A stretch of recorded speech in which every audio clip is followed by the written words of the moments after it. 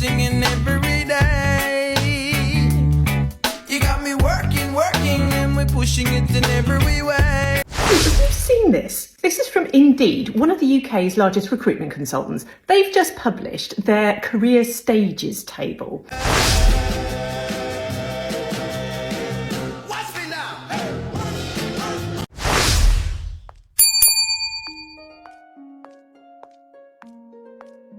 This extraordinary creature is half blind, half deaf, and this is just about as fast as it can move. I'm sure we're taller, another dimension. You see, If you were to ask me who I'd promote, Jefferson has my vote. I had never agreed with Jefferson once. We have fought on like 75 different fronts. But when all is said and all is done, Jefferson has beliefs. Burr has none. If you're facing age discrimination while you're out there looking for a job, here's a few ways to get around it. Avoid saying 20 plus years experience either on your resume or your cover letter. Any experience pre-2008, include it as a subsection on your resume titled earlier work experience, and only include the job title, the company name, the location, that's it. No employment dates. Don't include any graduation dates in your education section. On your LinkedIn profile, only include work experience from the past 15 years. And with your LinkedIn photo, try and go with a youthful looking picture, but keep it honest. Now, many companies aren't going to care about your age, but some will, unfortunately. So keep the focus on your resume and throughout the interview process on your skills and achievements. Best of luck.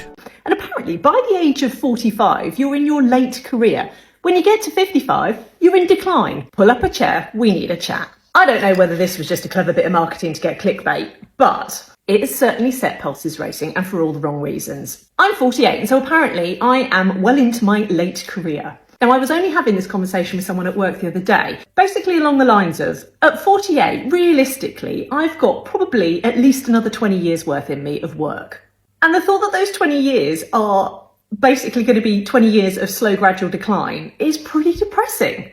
And it's even more depressing when that seems to be compounded by actual recruitment companies putting out this kind of guff. And you know what? I reckon ageism is one of the biggest isms that is massively overlooked. And don't even get me started if we talk about intersectionality, where you add in age, gender, race. The whole thing really is pretty gloomy. Let's talk about these career stages from a woman's perspective, shall we? 21 to 25, yeah, exploration. We're probably on a level playing field. Certainly in law, I think now there's actually more women entering the profession than men, so fine. But then we get to establishment. So when your career really starts to bed in, that's between, apparently, 25 and 35. Now, that's a tricky age for women, isn't it? Especially if they want to start thinking about it. Welcome again to Blighty Blighted. Right, listen to me. The UK can be a great place if you're young. But as an older person, it can be hell. We don't pay and respect our older workers enough, especially when compared to our European neighbours. I know because I worked overseas for some time. Maybe you can tell every now and again from my accent. Why do employers seem to favour younger, inexperienced workers for job positions now? Well, I will tell you from my experience, it's about control. A lot of employers are just plain intimidated by people out there that threaten them. It's a really sad state of affairs. Even when someone has been at a company for years, they are sometimes left to rot in basic positions when they should have been promoted. Old men still doing menial and manual labor in factories and warehouses is a complete farce. Our country is broken and rotten. Let me know in the comments below your story if you wish to share. Also, click that subscribe button thingy and help me grow this YouTube channel. Right then, let's get stuck into this. You're here because you want a job. And what experience have you got exactly? You worked in a supermarket. Up until yesterday, your manager was mean. You want a job in London? At your age? The only thing we've got is a human statue in Covent Garden. But you do need to hold in a wee for more than 4 hours. Can you hold in a wee for more than 4 hours? Didn't think so. What about a bouncy castle tester? You can get £12 an hour if you're a bouncy castle tester. Have you got a more supportive bra? You haven't?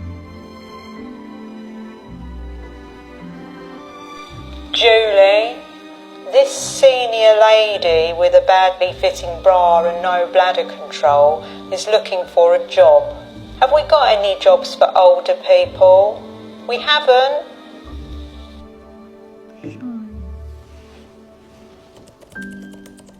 We do have something here. Sunnyside Caravan Park's looking for a bingo caller on Thursday night. It says here you need to have a good connection with the older generation, be able to tolerate a strong smell of urine and be able to serve tea and cake. Have I just found you your perfect job? Don't say.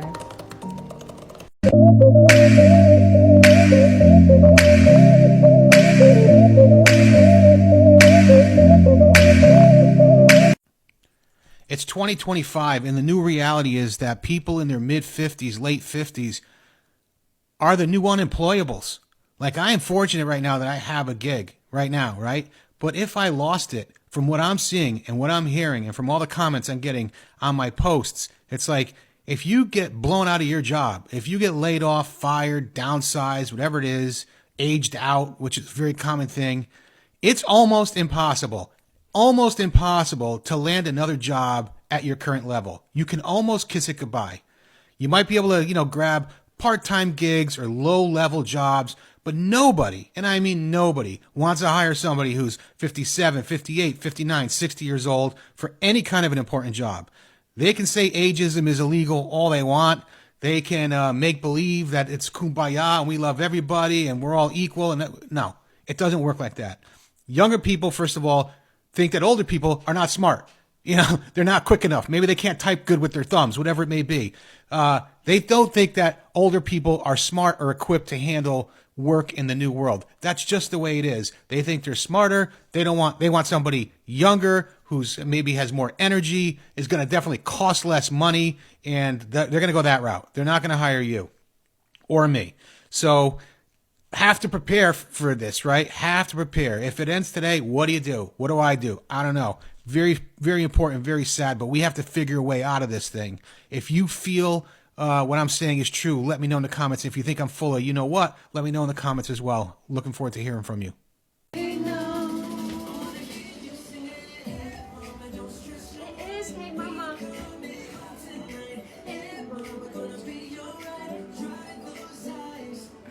Woo, Maria!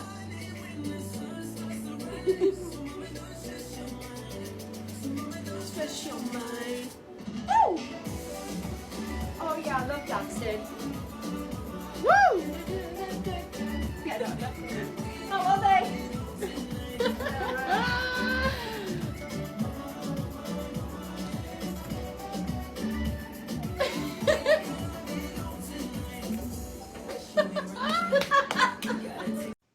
In the case of Jolly versus the Royal Berkshire NHS Foundation Trust, Mrs Jolly was an 86-year-old medical secretary who successfully brought a claim for unfair dismissal based on the grounds of age discrimination. Mrs Jolly had been employed at Royal Berkshire Hospital since 1991 and was dismissed after she failed to upload details of cancer patients awaiting non-urgent breast reconstruction surgery into a new database. This meant some patients had to wait more than a year for surgery, a breach of NHS guidelines. Mrs Jolly claimed that she had not been correctly trained to use the new IT system, which led to her making these mistakes. She also stated at the tribunal hearing that unpleasant comments had been made about her health and her age. The presiding judge said that Mrs Jolly's dismissal had been tainted by discrimination. Her grievances around the comments made to her had not been addressed, and the judgment stated, the claimant had not been carrying out the role in the way that the respondent wished the role to be carried out and had not understood the nature of the role that she was expected to perform by the respondent. Instead of the respondent addressing that issue directly and either training her and then requiring to do the role as directed, the claimant was dismissed. This was because of her age. In total, Mrs Jolly was awarded £200,000. You're aged 45 or more, a Gen Xer looking in or around the job market at the moment. then listen to this video I'm about to play you by a guy called Andrew McCaskill. Really interesting around the subject of ageism. Be really interesting to see what your thoughts are in the comments below. Morning, Andrew McCaskill here from Fraser Dove. Hope everyone's doing very well.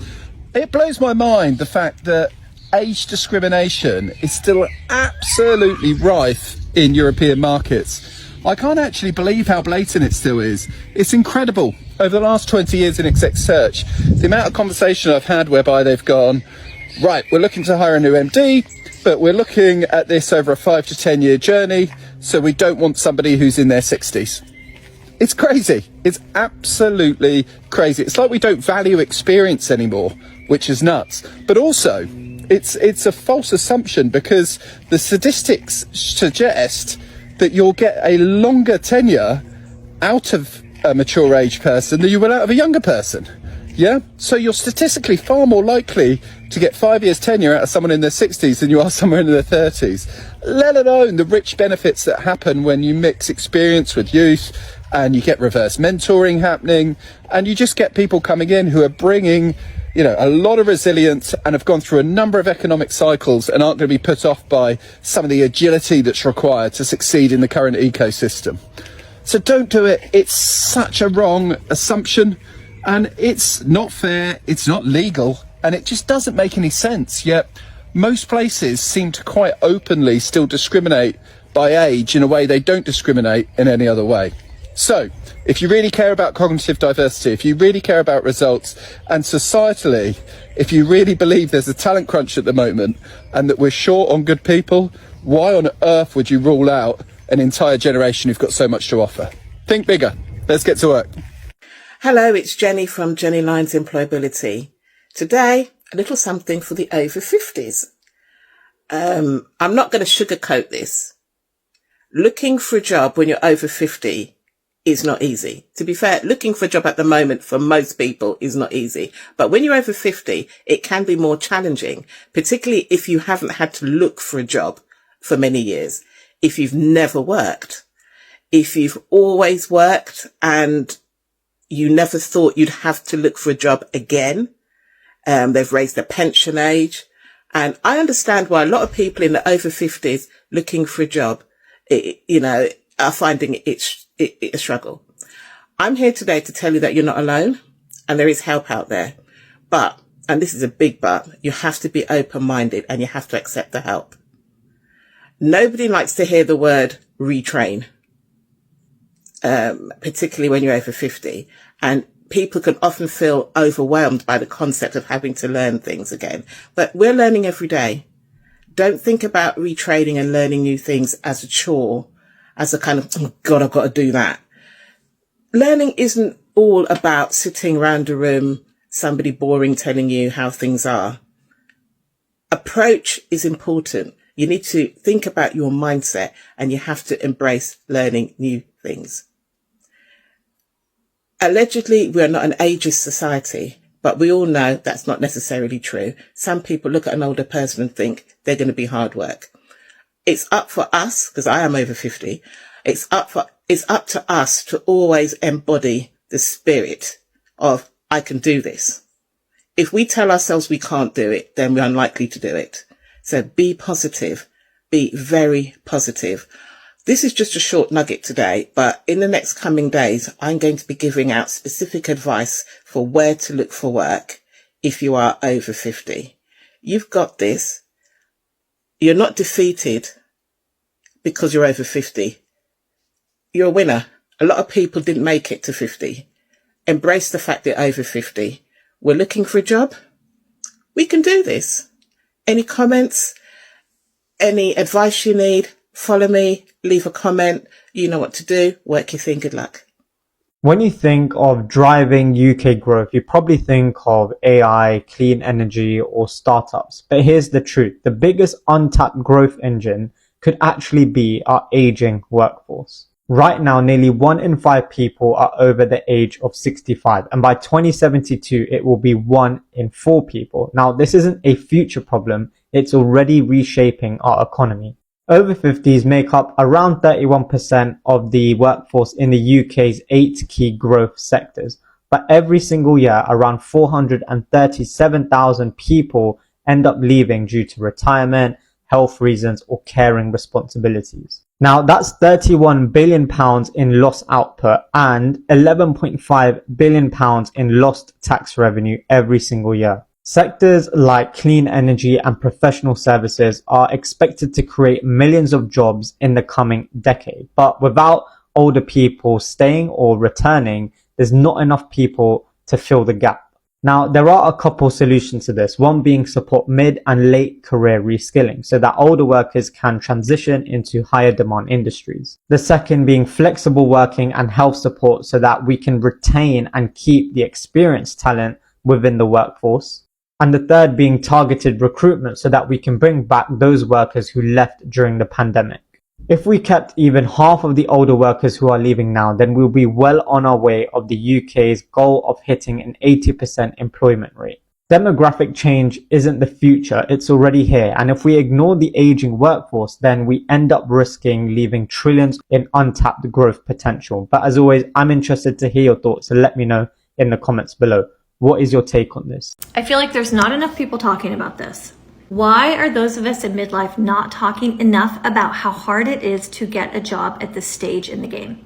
Here's a little backstory. I got laid off from my job in August due to budget cuts. Budget cuts really was, I worked at a nonprofit. It was really because my previous manager, who was about 15 years younger than me, felt threatened by any type of a successful older female. So she systemically went through and fired or laid us all off one by one. I saw it happen for the 2.5 years I was there. Ended up being me in the long run. So I have been unemployed since August of 2024. Now, originally, I was super gung-ho looking for jobs. I was on Indeed, I was on Idealist, I was on LinkedIn, and I would submit resume after resume after resume and had maybe a handful of interviews. One, even a second interview, ghosted. Every single time, ghosted.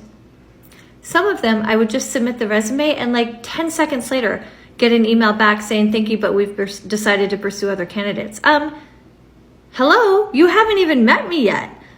My sister went through the same thing a couple of years ago. She's 4 years older than me, and it took her 2 years to find a job.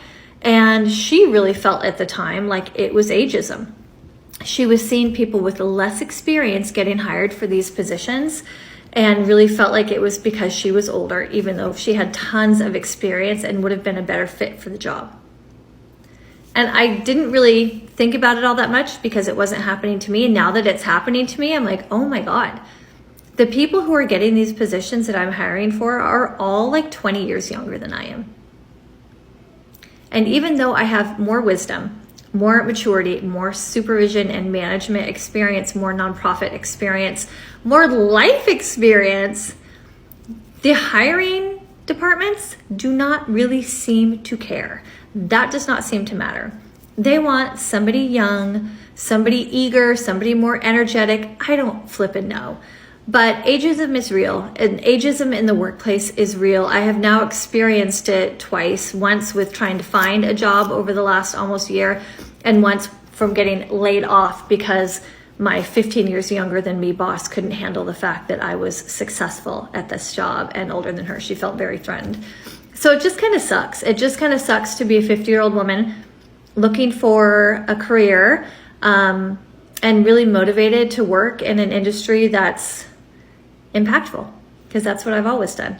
Have you guys experienced ageism in the workplace? I feel like most of us have, and we're not talking about it. Why are we not talking about this? Leave me a comment because I really want to hear from you. £96,000 to Rachel, who successfully sued Superdry. She sued them for unfair dismissal and age discrimination. Rachel was a knitwear specialist and she started working for Superdry back in 2015. Rachel had worked in fashion for over 30 years. The tribunal was shocked at Superdry's attitude towards unconscious bias because they said their promotion criteria completely removed the risk of it. The issue came when Rachel was looking at promotions, and one of the things that were brought up was that she could work with no referral and that she was reluctant to learn new skills. However, she was clearly clearly a successful designer because when she was responsible for their men's knitwear range, the sales increased by 63%. The tribunal were critical over how Superdry do their performance reviews and that their categories weren't particularly clear. Categories had the quality sometimes attributed to elephants. As part of the restructure, there were some new roles that were created, and this was part of the promotion criteria. However, Rachel argued that the criteria was applied to some but not others. Rachel complained that her workload unreasonably increased as one of the designers had gone on to maternity and she was picking up part of her work. The tribunal agreed that it was extremely challenging. She was doing 2 full-time jobs at the busiest design period. But they disputed this. And the tribunal inferred that what they really meant was, well, it would have been good for her promotion to have been doing all this extra work. And Rachel said that while she had some difficulty picking up the new skill that she was asked to do, she did still learn it. As part of a restructure, Rachel was then moved into another new team, and that staff felt that they couldn't speak up, that they were unhappy about this. However, Superdry said that not much would have changed. And as a result of all of this, Rachel ended up leaving.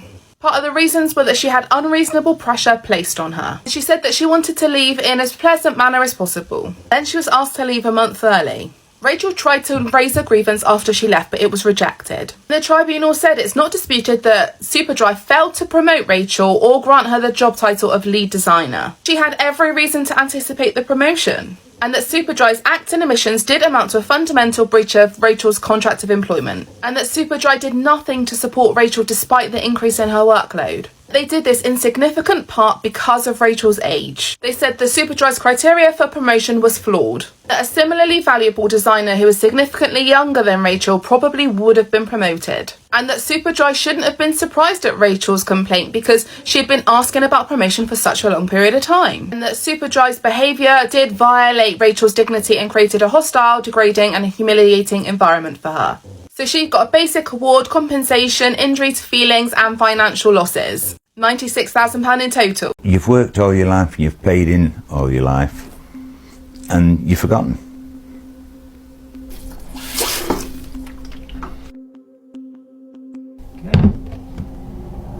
And I just had enough, and I worked it out. Right, I can make. I'm not going to go on no foreign holidays. Them days have gone by anyway, but I could manage, and I'd have a little bit spare just to do what I wanted. But that's all gone now. As daft as it sounds, I'm even washing like my pots, if I do any pots, in cold water. I have a bathe in cold water. Try and limit my showers.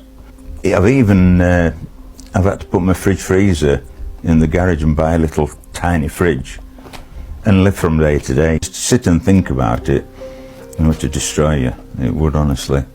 So how do you get by? What gets you through? Him, my little dog. Honestly, my little dog gets me through. My family, my son comes round most days. He calls, and just to see me, but him mainly because I can get outside with him. And once it gets winter time, I'm worried again, you know, we're going to be in, and I just don't know. My daughter will say, don't worry, you know, you shouldn't worry at your age, you shouldn't have to worry at your age, but you can't help it, especially when you've never been in debt all your life, never ever. And if okay, we're in my early days, mortgage and loans, etc., but paid off straight away, and never in debt, and any debt that came, if you wanted anything, pay it off, buy it on a credit card for security, pay it off. Now the credit card just builds up and builds up. I've seen a number of job ads recently. Generally it's on social media, something like Facebook, whereby employers are asking for school leavers to take up certain positions. And you've got to ask yourself, why do they need specifically school leavers? Are they looking to pay somebody the minimum wage, or the under 18 minimum wage, or do they just want somebody young to fill that post? Because at the end of the day, that kind of job description is discriminatory against older people. Just like it's the same if you're asking for somebody with gravitas or something like that to fill a post, you're looking for older people. So I think employers have to be extremely careful how they draft job advertisements, and they should really, in all circumstances, keep them really age and gender neutral, so as to avoid any kind of allegations of discrimination. Imagine not even getting an interview for a job just because of your age. Well, this is what happened to a man in his mid-50s called Mr. Martin who applied for a position at Network Rail and he wasn't even shortlisted for the job. He said Network Rail was acting unlawfully because he ended up comparing his treatment to 2 younger individuals who were shortlisted for the same role. This is the perfect case where the employer is trying to say, nah, this applicant didn't meet the criteria, but he said, yes, I did, and because of this, I'm going to take you to court because of it, because you're definitely discriminating against me. And it's crazy as well, because Network Rail tried to justify and it was maintaining that this guy did not meet any of the essential criteria at all that was set out by them. They were trying to argue that the selection of the younger candidates was based on the specific criteria related to the qualifications and experiences for the role. They said that they was looking at candidates based on potential and transferable skills, and that it was also looking for golden nuggets in the candidates' profiles. They said that age was not a determining factor in the selection process. They said that it was trying to focus on identifying candidates with potential to excel in the role and considering the different transferable skills and experiences of each candidate. When the tribunal heard this, the math was not mathing, it just was not adding up, because Mr. Martins met all of the essential criteria apart from 1 point. So in the end, the tribunal ultimately ruled that Network Rail directly discriminated against Mr. Martins because of his age, as they could not adequately explain the selection process or justify their treatment of Mr. Martins based on his age.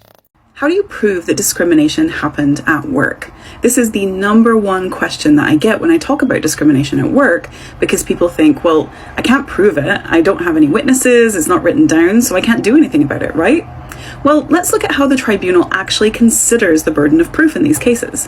So what the tribunal uses for discrimination cases is Section 136 of the Equality Act.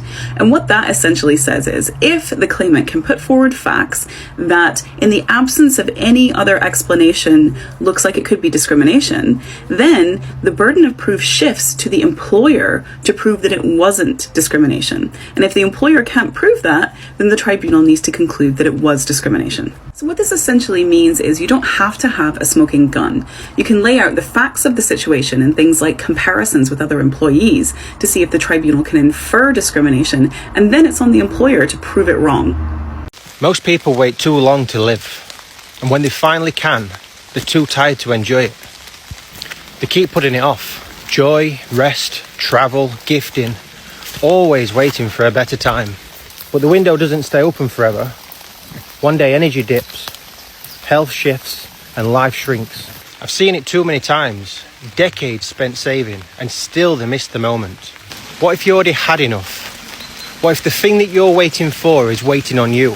You don't need permission, just a plan that you trust and the confidence to start living, not just preparing. What is workplace discrimination? Here are some discrimination at work cases in the UK. So an 89-year-old that was a secretary in the NHS won the first age discrimination claim when she was fired because she couldn't use the up-to-date computer. Her superiors said that she was stuck in her old secretarial ways and she had demonstrated a catastrophic fail in performance. How silly. So in a nutshell, she was fired for not having the ability to use a modern computer. However, during the tribunal, it was found that the training that she received was inadequate. The training was considered on the job, therefore not detailed enough for her needs to train her to use a modern computer. In addition to this, they said that the training was ad hoc and it wasn't directed and managed appropriately. So guess what? She won £200,000 and got her job back. A second case here in the UK was a senior nurse that put in a grievance against her line manager. And it was basically for harassment and victimisation. She basically at first raised a grievance and then an appeal, and it was just totally disregarded. At the tribunal, it was found that her line manager had intimidated her, sidelined her, and undervalued her. The manager had purposefully excluded her from team events, team away days, so she just felt completely victimised. She even stopped her from recruiting into senior positions in the team. I mean, this actually just blows my mind. How can managers be so stupid? The tribunal found that she was the victim of a hostile working environment. and that she was humiliated when she went to work. So this happened between 2019 and 2020-21, where the tribunal found that she was just dismissed, humiliated, and she received a hefty compensation. Honestly, it blows my mind. Have you ever been victim to discrimination at work? And if so, what did you do about it? Make sure you follow for more, because I am on a mission to help women in the workplace. Right, I'm off this YouTube for now. I will see you all in the next video. Cheerio.